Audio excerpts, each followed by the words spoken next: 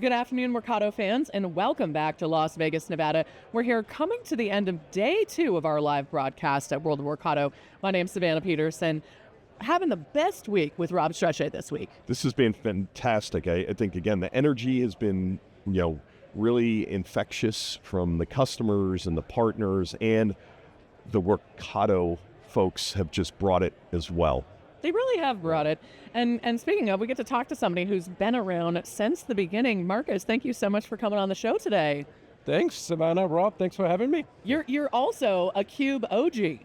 That's right. An alumni. We love having you back. 2013, back in my days at Splunk, and actually here at the Cosmo. Which is so cool. Las Vegas, which is kind of fun, yeah. No, it's super cool. We got to start getting you on a little more than once a decade, though.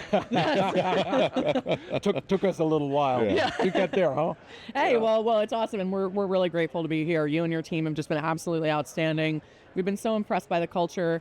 What's it like for you, having watched the maturation of Workato all this time, to be in a room that's this packed, standing room only in the keynotes yesterday? How's it feel? Yeah, I mean, look, it's awesome. It's really just awesome. I mean, even compared to like last year, take things like, the attendance here is amazing. It's probably 2x.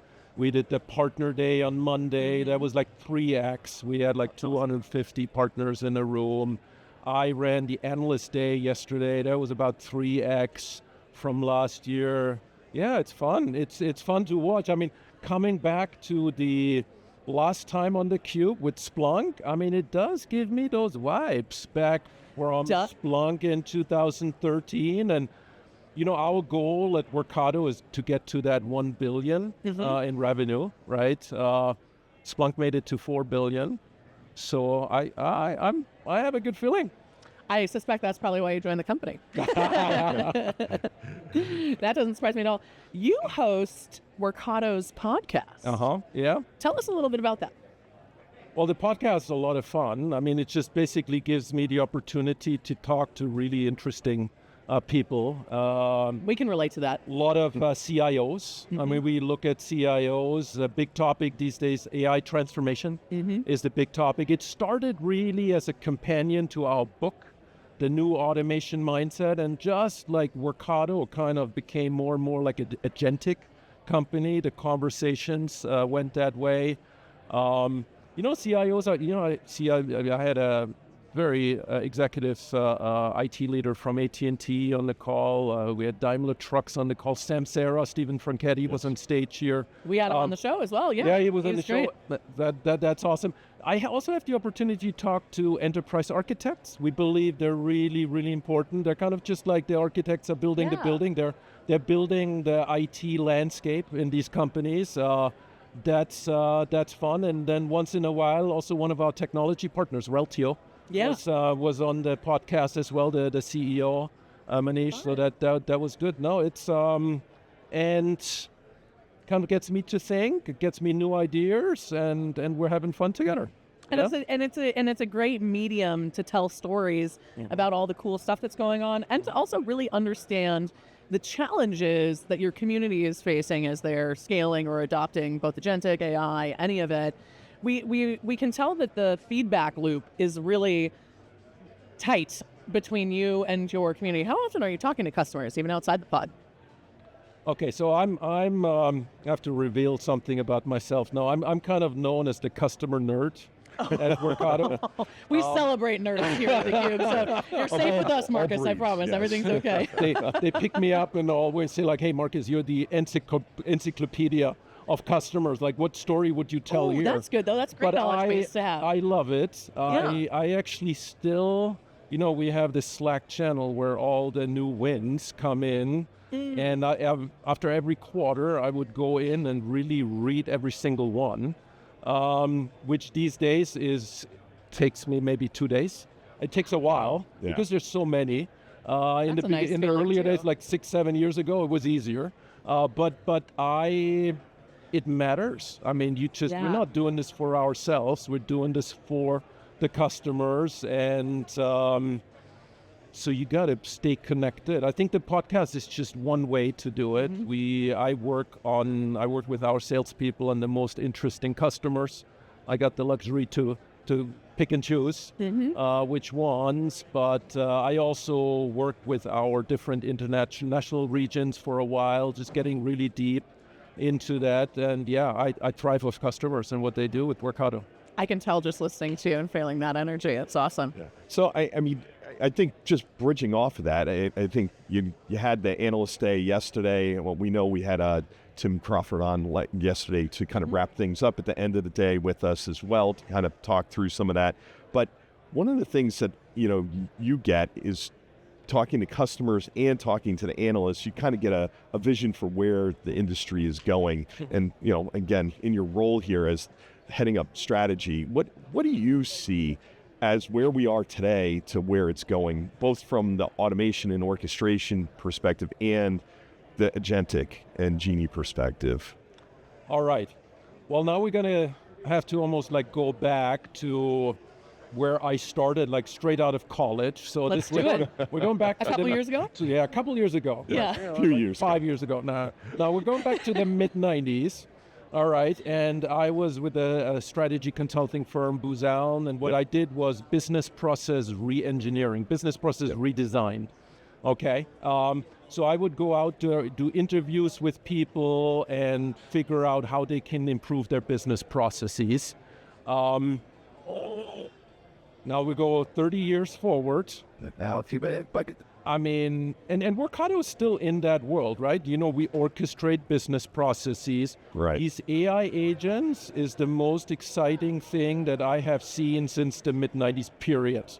I think what was maybe the internet for e-commerce is the AI agents for anything to do with business processes. It's that big. It really is that big. So when you're asking me where's that going, I mean, we're just starting this new kind of era almost in how people run their companies, their operations, and it's almost like thinking where, before you were thinking step by step, you were almost pre-programming your business processes. Now you're describing the process actors in a process, the person. You're giving them a character, you're taking the tasks that they can do, and then you let them talk to each other, and the process just magically occurs. It's it's really, really cool, and there's a bright future. I think we're gonna see just incredible change. I think you're absolutely right about that. I think, wow, so business processes are in your DNA. This has been your wheelhouse for a long time. It's no wonder that you're here leading and doing what you're doing. What do you think, or what are some of the most dramatic shifts that you think we'll see in the future? 10 years from now, what are we never going to do again? Oh, wow. I surprised myself even with that question, so don't worry if it takes you have, you have people telling you out there, other people who have been very successful that, who knows, in 10 years we might all just watch all these agents do what we used to do, right? And then you can see optimistic outcomes of that and maybe less optimistic outcomes of that. But I think that there will be a change is very dramatic. I think the one thing that's really interesting is that up until now, IT people or people that we work with, they think of technology as machines. Right, it's systems, applications. Now with these AI agents, you have to think of them as colleagues, as people.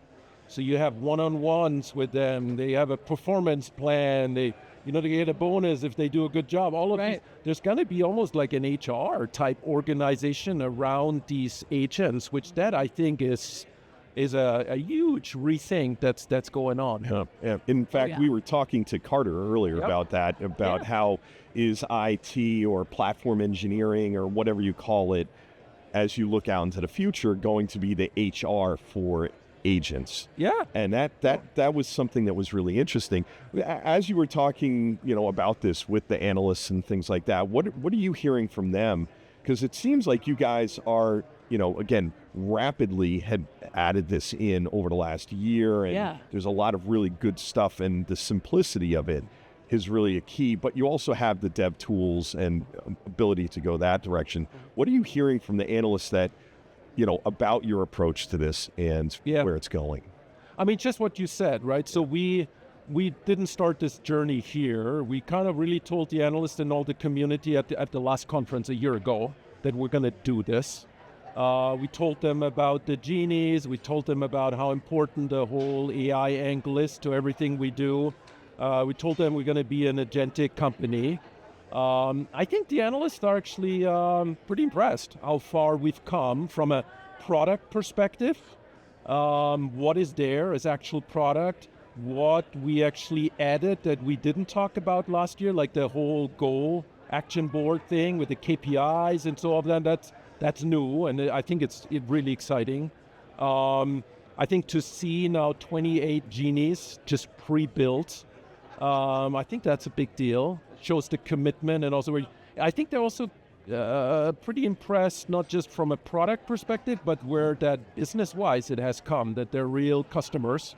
They're working with 80 customers. The industry, I think this morning there was this report that 80% of AI projects fail. 95%. 95, whatever Came out the of number MIT is. this morning. Crazy. I mean, we don't see that at Workato, right? We do not see that. I think it's because we're at the core, because we're connected to the systems. It's a different approach, and no, I mean, we're seeing 80% of the things we start actually materialize. So I think they're excited about that. So MIT needs to come talk to you next time they do that study.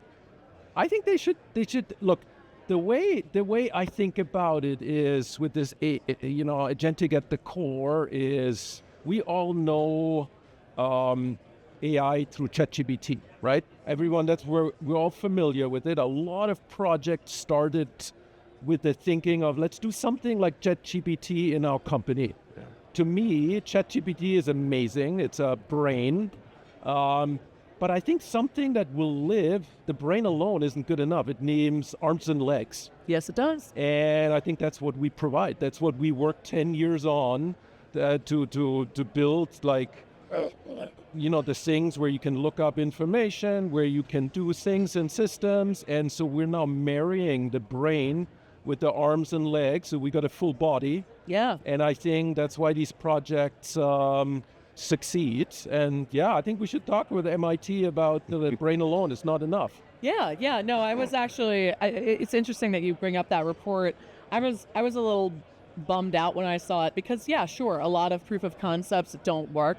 But when you have a headline like that, it's going to reduce the comfort and trust that people have experimenting with these technologies, I think sometimes, because they think, it's going to fail. And it's that's not telling the whole story. Right. And that's not necessarily defining what those projects are. So I was kind of like, well, on that one, because what the heck. But I think it may well be, okay. Yeah. But I don't think that they're really doing a service to the community. That's what I mean. Yeah. Because if people then come to the conclusion, okay, then let's hold off, I think they're making a huge mistake. And you're going to get left. And you're going to get left behind. I mean, they're going to be left behind. Yeah. I mean, you mentioned the analysts. I don't know, Rob. As both of us being analysts, I have to say I'm very impressed this week. What about you? Yeah, I am too. I think what really has come across is beyond the culture part, which I think is very impressive. Yeah. I think it's that when we go to a lot of events, and there's a lot of times you have customers that have this complaint or that complaint, and you hear about. None of that. I mean, it's been really amazing. And I think the ones that maybe started their journey with the orchestration and automation are now going into and have deployed their first genie. And to your point about that, I think one of the things that I've seen is that those 28 genies help get you some good percentage of the way to where you want to be. And every company is going to be different. And I think that, to me, is why when you, again, 95, I'm sure the 95% is accurate.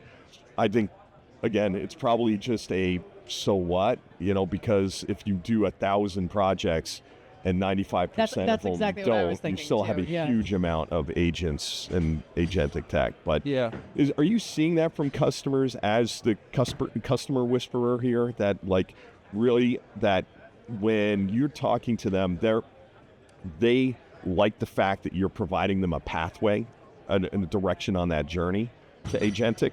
Or just that? Well, I think what we're seeing, so I do the podcast, right? And so I get what people are saying. I also have the pleasure, it's another fun organization I lead, which is our field CTO organization. So they're working with the most interesting customers. These are actually people who've been CTOs, CIOs in large companies and so on. And so what we're seeing is that I think the power is that Workato, with this Workato One, gives the customer just like a platform where they can do everything they need to. So they can do their Genie, can start with that. Maybe like Steven from Samsara, he said like, okay, like I'll start off do a IT help desk Genie, but it's my proof point. If this works, then I'm gonna do more. Yeah. All right, so that works. We have, so one of our field CTO worked with another company, a law firm, and so he got, it's not even a Genie, but it's in a existing process using an LLM to automate things that you couldn't automate before, like contracts, real estate contract, 25-page real estate contracts, extracting structured information out of them. I mean, 6 months ago, that wasn't possible. It is now, and we're doing this with customers, so they can do that. Maybe some other customers realize, well, listen, if I do this AI transformation I want to do, my data isn't ready yet, or maybe I don't have the right underpinning. And so we worked 10 years on doing this Workato orchestration platform, and we can help them very rapidly get it ready to then do their AI transformation. I think the power lives in it's a unified platform that can help you with all the things that you need. It's not just agents, it's a lot more than that. Right. It absolutely is. It absolutely is. All right, I've got 3 questions for you to close this out in a little bit of a lightning round. Who would your dream podcast guest be? Well, okay. I kind of said I was the customer nerd, right? Yeah. So I'll give you another nerdy answer on this one. You guys probably don't know, and maybe people don't know, but there's this gentleman, Edward Deming. Yes. Again, yes. people, I know right? Deming. Yes. So he's the guy. We're going back to the 60s now.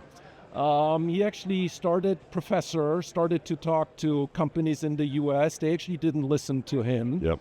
Then he went to Japan and taught them about process, taught them about quality and continuous improvement and Six Sigma and all of those things. And Toyota was Toyota, the one who listened. Yes. And they became the powerhouse. All right. So I would consider him the grandfather of business process management. I would just love to have him. Obviously, he's dead now, so it won't work. But I would love to have him and chat with him about AI agents. Yeah. I think that would be so cool. Oh, yeah, that would be... Because I wonder what would go through his mind. Right. I don't think he ever saw that, but I think that would be so cool. Yes. That would be really fascinating. Great nerdy answer. We approve. We approve of that. All right, 2 more questions for you. We've talked a fair bit about genies. Yeah. If you could design a genie for your personal life, what would it do? What? Oh, wow. Well, so we're thinking about that. I told you that one of the things that I did this week while the conference was going on, my team and I, we submitted that Gartner Magic Quadrant. Yep. All right, so we went last year, we had the iPaaS Magic Quadrant. This year we actually have 4. And you mentioned like there's other analysts as well, so we got to work with them. So it's becoming a lot more work, so I do need a genie for Gartner submissions. I love that, yeah. That's gonna be the one that I need. I think that's a great answer. I think that's an absolutely outstanding answer. So anyone on my team who listens to this, let's get this done. Oh, and anyone who worked on that submission is probably sitting there like, yes, please, yes, please, yes, please. All right, final question for you, because this was really awesome, Markus, and I suspect a lot is going to change over the next 12 months. Yeah. When we're on this news desk at WOW in 2026, what do you hope to be able to say then that you can't yet say today? Oh, wow. Well, first of all, I want to see that trend continue, right? I saw that trend at Splunk. 2013 was about this size, and then 2014 was like 3x. 2015, early on, when I joined Workato, I did a Splunk Live in Sao Paulo with 3,500 people, all right? Right. Yeah. So I think, but I have a good feeling we're going to see this. I think the AI agents, we have so much to learn. Yeah. I think we're really early on. This is just the very, very beginning. There's also new things we got to learn about how to build these agents. So I hope that Stephen, for example, like he wants to start the CIO community around AI transformation.